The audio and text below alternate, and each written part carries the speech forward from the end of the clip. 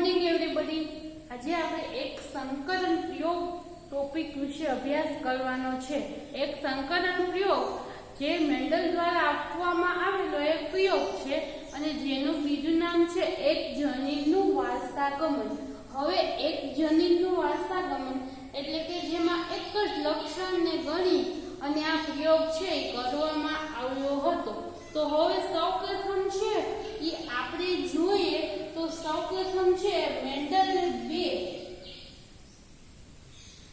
વિરોધાભાસી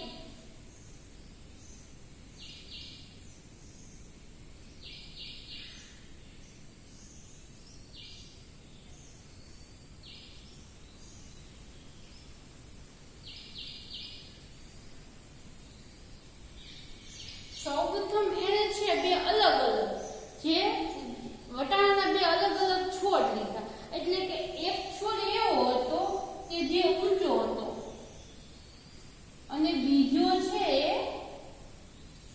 નીચો હતો। આ બંને છોડ છે જે અલગ અલગ છે, આ બંને છોડને છે એ લઈ અને એને પ્રયોગ કરેલો હતો। તો એ માટે જોઈએ સાઈડમાં બાજુમાં આપણે આકૃતિ ઉપર જો ધ્યાન કરીએ તો એ ઊંચો અને નીચો આ જે વટાણાના છોડ છે એ લીધા હતા। હવે આ બંને વચ્ચે છે એને એક પ્રક્રિયા કરાવી એટલે કે જોઈએ તો કૃત્રિમ સંકલન। અને એ પ્રક્રિયા એટલે કઈ તો કે એને બે છોડ વચ્ચે જે પ્રક્રિયા કરાવી એ ઇમસ્ક્યુલેશનની અને આમ જોઈએ તો કોથળી ચડાવવાની।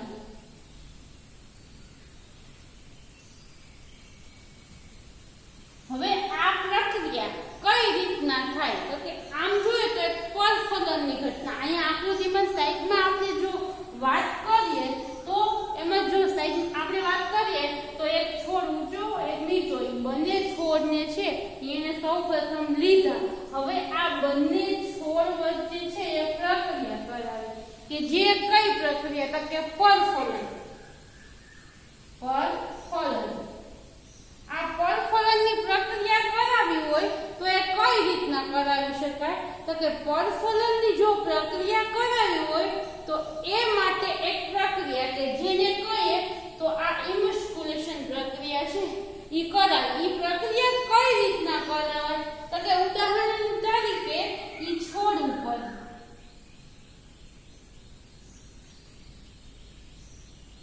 આ વટાણાનો છોડ છે, આ એક છોડ એવો છે કે જે ઊંચો છે। હવે એના માટે છે ઊંચા છોડ માટે મેન્ડલે છે એ ટી સંજ્ઞા વાપરેલી અને નીચા છોડ માટે છે સ્મોલ ટી। હવે આ ઊંચો અને નીચો એ બંને છોડ લીધા। હવે જ્યારે આ છોડને બંનેને પુષ્પ આવ્યા, આ બંને ઉપર છે એક પુષ્પ આવ્યા। હવે તમને ખ્યાલ ન હોય તો કહી દઉં કે વટાણાના જે છોડ છે એ છોડ કેવો છે તો કે ઉભયલિંગી છોડ છે એ વટાણાની અંદર હોય। ઉભયલિંગી છોડ એટલે કે કેવો કે જેની અંદર બંને પાર્ટ હોય કયા કયા તો કે એક તો જોઈએ તો પુકેસર પણ હોય, આની અંદર પુકેસર હોય અને સ્ત્રીકેસર પણ હોય। હવે છે કે ઇમસ્ક્યુલેશન આ જો પ્રક્રિયા કરાવી હોય આની અંદર તો કઈ રીતના કરાવે તો કે આના જે પુકેસર છે એને વચ્ચેથી કટ કરી દેવાના। હવે આ પુકેસરને કટ કરી દેવાના અને ખાલી આ સ્ત્રીકેસરનું જે પરાગાસન છે એના ઉપર જ્યારે આ નીચા છોડની પરાગરજ છે એ નાખવાનું। કે ક્યારે તો કે એ પણ જ્યારે આ પરાગરજ પરિપક્વ થાય છે ત્યારે આ પરાગરજ કોઈ બ્રશની મદદથી લઈ અને આની ઉપર નાખવાથી આ જે એક સંકરિત છોડ તૈયાર થશે કે જેના જનીન કેવા હશે તો કે આના જે બીજ આવશે, આમાં જે વટાણા બીજ એટલે કે વટાણા તો કે એ જે વટાણા આવશે એ કેવા હશે તો કે એ વટાણા છે એ બંને જનીનની જાતિના હશે એટલે કે ઊંચાના હશે અને નીચાના લક્ષણ હશે। હવે પછી જ્યારે હવે આગળ જોઈએ કે અને હવે જોઈએ કે જ્યારે આની ઉપર પરાગરજ છે એ નાખી દેવામાં આવે પછી એક પ્રક્રિયા કરવામાં આવે કે જે પ્રક્રિયા એટલે કઈ તો કે બેગિંગ. બેગિંગ એટલે શું તો કે એ બેગિંગ એટલે કે જ્યારે પદાર્થ છાંટી દઈએ એટલે આની ઉપર એક કોથળી ચડાવી દેવાની. તો એ પ્રક્રિયા છે આની અંદર કરવામાં આવે છે. હવે નેક્સ્ટ જોઈએ કે હવે જ્યારે આ બે છોડ વચ્ચે છે આ એક પ્રકારનું કૃત્રિમ સંકલન થયું. હવે આપણે આકૃતિ દ્વારા સમજી લઈએ કે પેલા છે એ ઊંચો છોડ લીધો અને નીચો એની વચ્ચે પરફલન કરાયું. પરફલન કરાયું એટલે કયું તો કે આપણે નેક્સ્ટ અહીંયા જોયું કે કઈ રીતના કરાવે એ રીતના. હવે પછી છે યા બંને વચ્ચે સંકલન થયું ઈ પછી આમાં છે એ વટાણાના બીજ મળે છે. હવે આ બીજને જ્યારે છે એ કોઈ ફાર્મ કે વાડીમાં ઉગાડવામાં આવે છે તો ત્યારે જે છોડ મળ્યા એ F1 પેઢી એટલે કે પ્રથમ પેઢીમાં બધા છોડ છે એ કેવા પ્રાપ્ત થયા તો કે ઊંચા છોડ પ્રાપ્ત થયા હતા.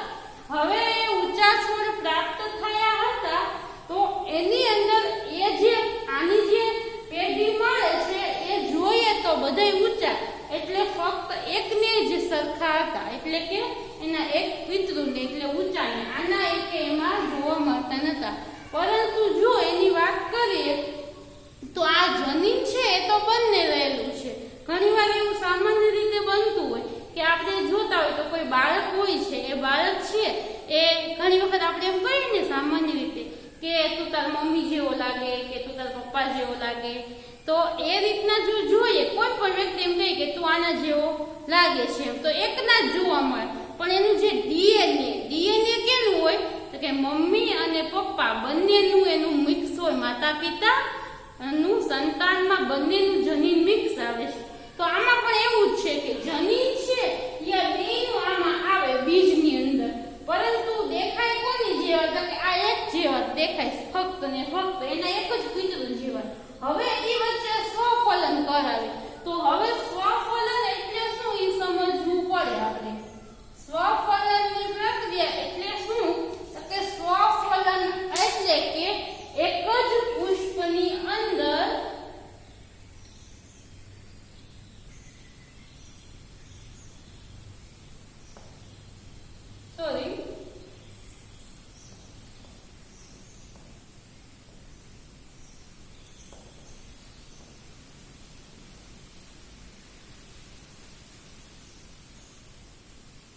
એક જ પુષ્પમાં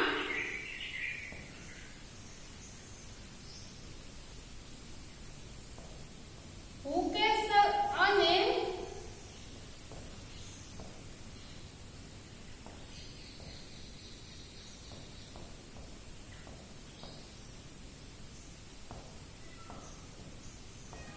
હવે જોઈએ તો કે એક જ પુષ્પમાં પુંકેસર અને સ્ત્રી કેસર બંને જે ફલનની પ્રક્રિયા અનુસરે તેને છે એ સ્વફલન કે.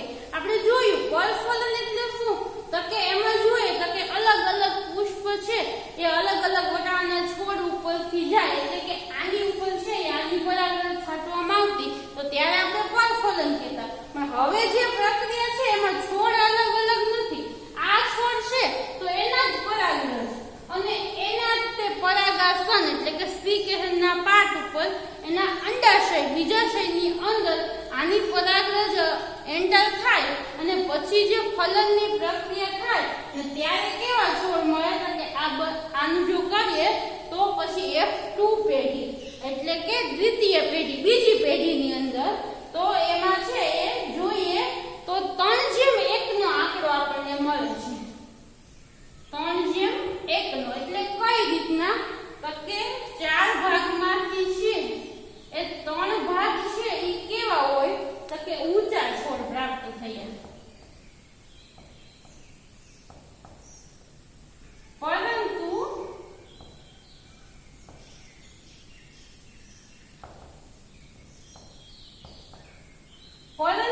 4 માંથી એક ભાગ છે એ નીચા છોડ પ્રાપ્ત થયા હતા. કઈ રીતના તો કે હવે આ સ્વફલન થયું. સ્વફલન પછી આપણે F2 પેઢીને F1 પેઢી કેમ કહેવામાં આવે કે કારણ કે F1 અને F2 F શેના ઉપરથી આપે તો કે એફ નો અર્થ થાય ફિલિયલ પ્રોજેક્ટ. પ્રથમ પેઢી, દ્વિતીય પેઢી, ફિલિયલ એટલે કે એક પ્રકારની પેઢીઓના નામ. એક આપણે કહીએ ને માતા પિતા કે આપણે પહેલી પેઢી, બીજી પેઢી, ત્રીજી પેઢી, તો એ જ રીતના જોવાનું છે. તો આમાં જોઈએ તો જો તો 3 છોડ આપણને ઊંચા મળે છે ને એક છોડ છે એ નીચો જોવા મળે છે. તો આ જે મળી F2 પેઢીની અંદર કે જે આ કહીએ તો 75% કહેવાય અને આ કહીએ તો ખાલી 25%. હવે તમને એમ થતું હોય કે આ 3 ઊંચા અને આ એક નીચો, તો આમાં તો કોઈ નીચો છોડ નથી જોવા મળતો. આ શેના કારણે એવું થાય છે? તો એ થવાનું કારણ છે કારણ કે એના જે જનીન છે, ડીએનએ છે, એના જનીન છે એ કોને અનુલક્ષીને છે તો કે બંનેના ડીએનએ એની અંદર જનીન છે. એટલા માટે છે એના અમુક ભાગ છે, અમુક એના છોડ છે એ નીચા પ્રાપ્ત થયા છે. બસ એટલું જ આપણે એક સંકરણ પ્રયોગમાં જોવાનું છે. આ એટલું યાદ રહી જાય એટલે એક સંકરણ પ્રયોગ તમને બધાને આવડી જાય. હવે જોઈએ તો એ માટે અમુક એની વ્યાખ્યાઓ આપી છે તો કે સમયુગ્મી, વિષમયુગ્મી, પછી જોઈએ તો વૈકલ્પિક કારક અને જોઈએ તો એક તો જોઈએ તો મેન્ડલે છે એ ત્યારે જનીન શબ્દની શોધ નહોતી થઈ એટલા માટે એને જે શબ્દ ઉપયોગ કર્યો એ માટે કારકો શબ્દ ઉપયોગ કર્યો હતો જનીન માટે. હવે પછી જોઈએ તો કે પ્રભાવી અને પ્રસન્ન. તો પ્રભાવી કોને કહેવાય? પ્રભાવી જનીન એટલે કોણ? તો કે પ્રભાવી જનીનમાં જોઈએ તો મેન્ડલે છે ઊંચા છોડ કેપિટલ ટી જે નામ આપ્યું એ ઊંચા છોડ જે છે એ પ્રભાવી અને નીચા છોડને પ્રસન્ન ગણ્યા હતા. કેમ? તો કે જોઈએ તો ઘણી વખત છે આ ટી સંજ્ઞા વાપરે એટલે ઊંચો જ તે, પરંતુ તમને એમ થતું કે એક કેપિટલ ટી અને એક સ્મોલ ટી, એક કેપિટલ ટી અને બીજો સ્મોલ ટી, આ પણ ઊંચા છોડ માટે જ છે. તો એવું કેમ? તો કે જે છે આના જનીનો છે ઈ જ્યારે દેખાય ને અને ફક્ત બાહ્ય રીતે હોય બંનેના, બાહ્ય રીતે જ્યારે ઊંચો દેખાય તો એને કહેવાય પ્રભાવી. જો આમાં પણ એવું છે, આમાં તમારે સંજ્ઞા દેવી હોય તો તમે આ રીતના દઈ શકો આ બંને માટે. કેમ? તો કે દેખાય એક જ ના તો એક ન દેખાય એટલે આના ઉપર આ પ્રભાવી ગણે અને નીચો છોડ છે એ પ્રસન્ન થયો કહેવાય. કેમ? તો એના લક્ષણો નથી દેખાતા. ક્લિયર? પ્રભાવી અને પ્રસન્ન. હવે નેક્સ્ટ જોઈએ તો વિષમયુગ્મી ને સમયુગ્મી. તો વિષમયુગ્મી કે જે સરખા હોય, સોરી, જે સરખા હોય, સરખી જોડ હોય એને સમયુગ્મી. પરંતુ જ્યારે છે એ વિષમયુગ્મી જો કેવું હોય તો અલગ જોડ હોય તો એને આપણે વિષમયુગ્મી છે એ કહી શકીએ. હવે જોઈએ તો કે વૈકલ્પિક કારક કોને કહેવાય? તો કે જ્યારે વિરોધાભાસી જોડ બનતી હોય તો એને વૈકલ્પિક કારક. તો તમે આને વૈકલ્પિક કારક કહી શકો. કેમ? તો કે આમાં વિરોધાભાસી જોડ બને છે. તો આ બધી વસ્તુ છે મેન્ડલે એક સંકલન પ્રયોગમાં આપી હતી અને એના પ્રયોગો આ બધા થયા એક સંકલન. હવે આ એક લક્ષણને લઈને દીધું. હવે જો આપણે આમાં હજી કોઈ બીજા લક્ષણ કાલે આપણે 7 લક્ષણો જોયા તો એ રીતના બીજા લક્ષણ તો કે ફૂલનો રંગ ઈ પણ જો લઈએ, પછી એમાં કે વટાણા આવ્યા તો કે એનો કલર, તો ઈ લઈએ તો એના માટે દ્વિસંકરણ પ્રયોગ આવે. હવે જો આ બધા પ્રયોગ કર્યા તો એને જે સફળતા મળી એના કારણ શું હતા? સફળતા માટેના કારણ જોઈએ તો કે મેન્ડલે જે છોડ વટાણાનો પસંદ કર્યો હતો એ ઉભયલિંગી પુષ્પ હતા. કેમ? તો કે એમાં સ્ત્રીકેસર પુંકેસર બંને. એટલા માટે તો કે સ્વફલન ને પરફલન છે એ કરી શકાય. અને પ્લસ તો કે બીજું શું તો કે ગમે તે જગ્યા ઉપર થઈ શકે વટાણાના છોડ ખુલ્લા ગમે ખુલ્લી જગ્યામાં એને છે એ ઉગાડી શકાય. એ તો એટલા માટે એને છે સફળતા. અને આમ જોઈએ તો ખાસ કરીને મેન્ડલે છે એ ગાણિતિક પૃથ્થકરણ એટલે કે ચોક્કસ આંકડા આપણે કહીએ ને કે 3:1 એટલે કે 75% 25%, તો એ ટકાવારી પ્રમાણે જે ગણતરી કરી એને કહેવાય ગાણિતિક પૃથ્થકરણ કર્યું. તો એટલા માટે એને પ્રયોગને છે સફળતા મળી હતી. આજે આપણો ટોપિક એટલો પૂરો થાય છે. Thank you everybody.